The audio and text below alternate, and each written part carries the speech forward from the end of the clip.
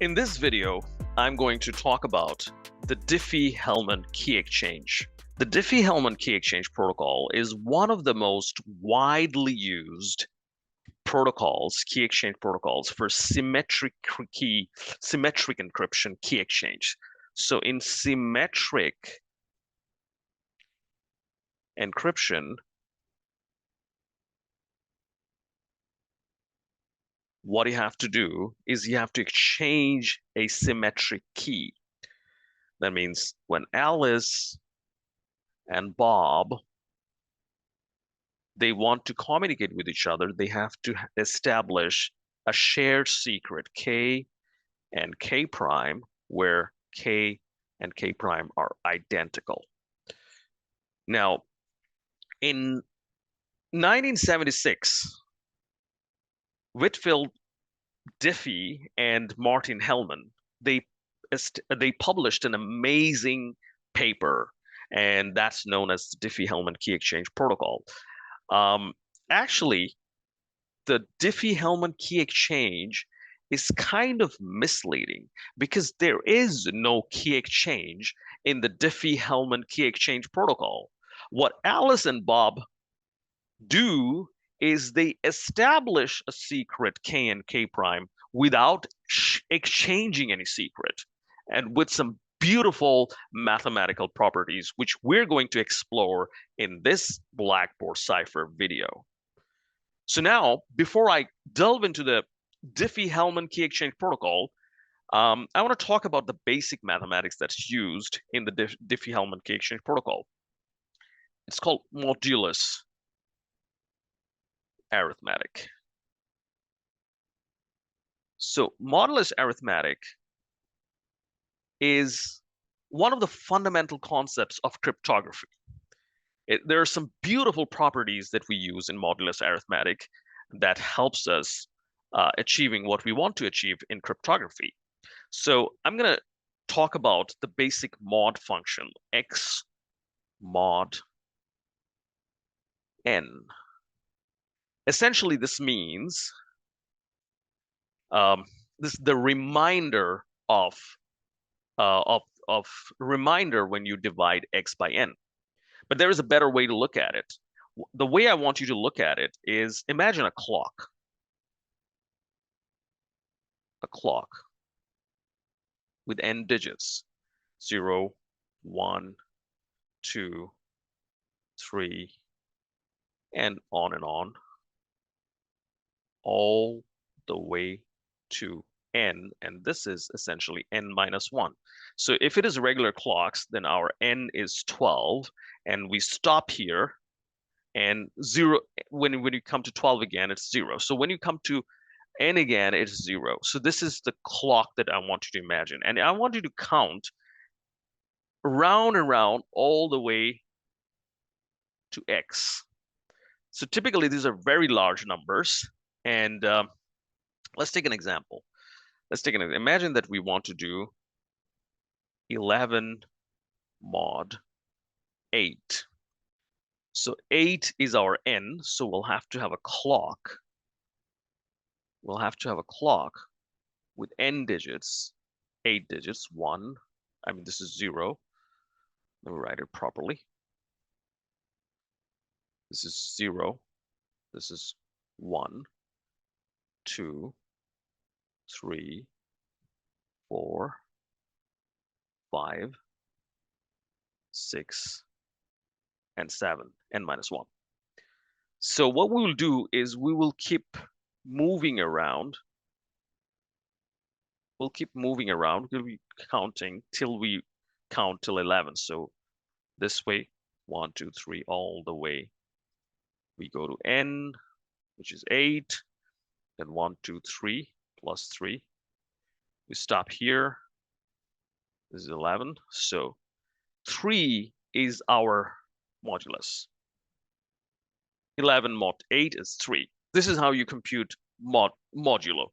So this is a fundamental concept and a very beautiful mathematical operation that I want you to understand and remember, because otherwise this whole Diffie-Hellman key exchange protocol will not make any sense to you. Now, without further ado, let me go back to the Diffie-Hellman Key Exchange protocol. So let me write it. This is the actual protocol, Diffie-Hellman.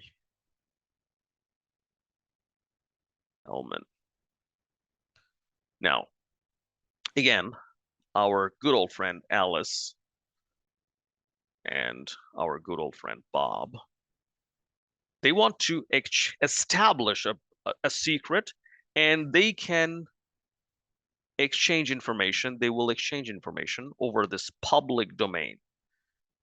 Anything they will exchange through this domain, anybody can have access to it, can read it, including our good old friend eavesdropper Eve.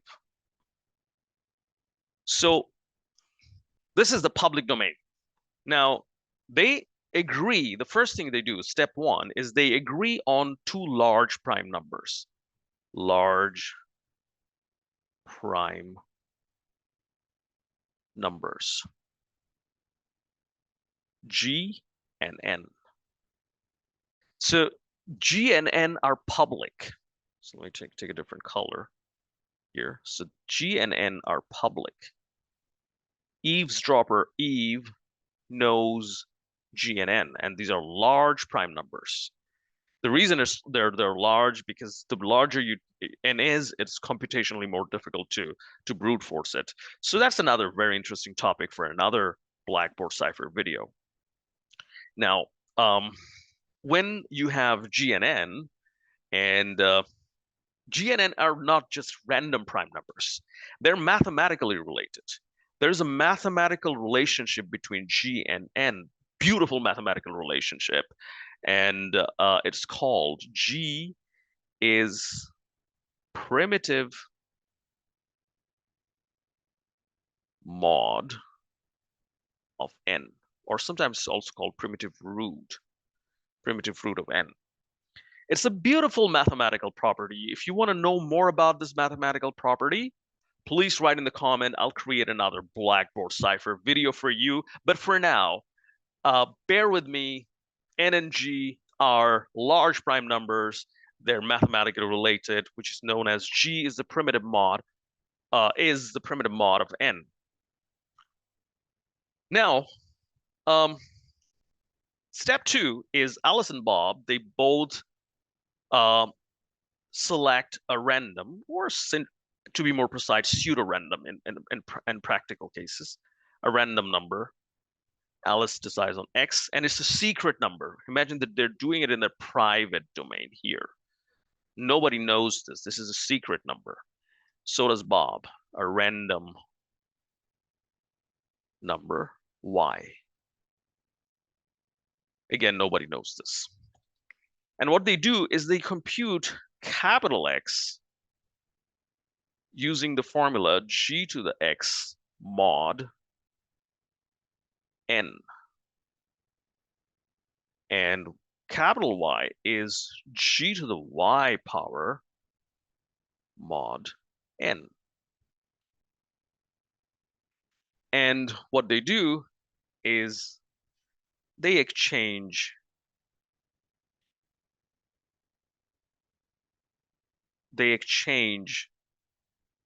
X and Y. So the capital X in public channel. And Bob sends Y to Alice. So notice that this is sent in public channel. That means Eve can have access to this, and Eve can have access to this.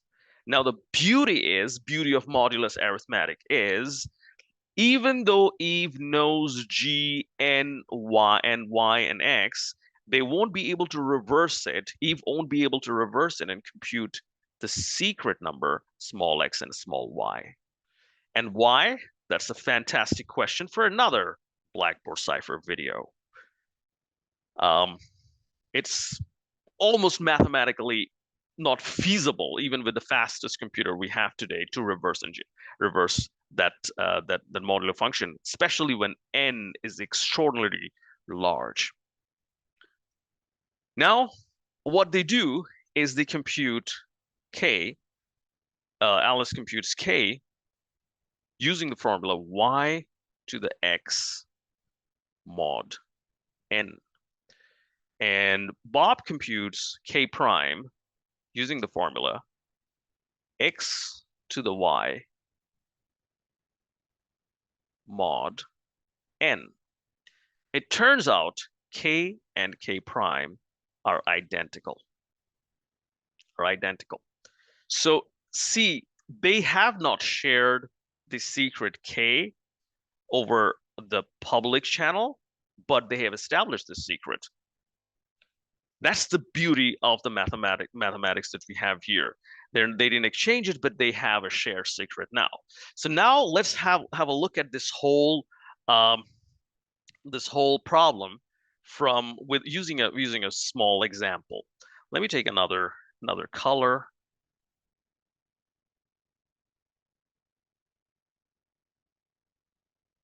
Let's imagine that G is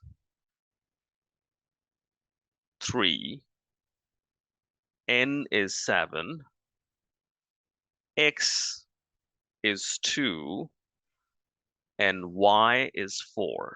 So these are known to Eve. X and Y are not known to Eve. Now let's compute capital X. Capital X would be G, which is 3 to the X, which is 3 squared mod 7, which is 9 mod 7, which is 2. Now, Y would be G, which is 3 to the 4 mod N, which is 7. And if you compute this, this will be 4. You can try that computation. It comes out to be 4. Now, and they exchange this. Bob gets X, which is 2, and Alice gets Y, which is 4. Now they compute, let me take another color.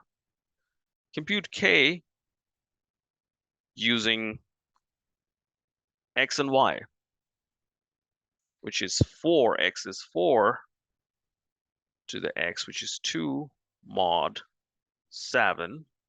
So this is 2 to the 4 mod 7, which is 16 mod 7, which is 2. Similarly, K prime is X. X is 2 to the Y with what small y is 4 mod 7, which is again 16 mod 7, which is 2. So K equals K prime, which is exactly identical. See these two terms here and here? They're exactly identical. So what we have done is, with some beautiful mathematical properties, we've been able to establish a secret between Alice and Bob, 2, which is impossible for Eve to compute, given what Eve knows. Now, I have a question for you. Is Diffie-Hellman algorithm safe? Can there be an attack other than brute force to compromise Diffie-Hellman key exchange? Well, that's another topic for another Blackboard Cipher video.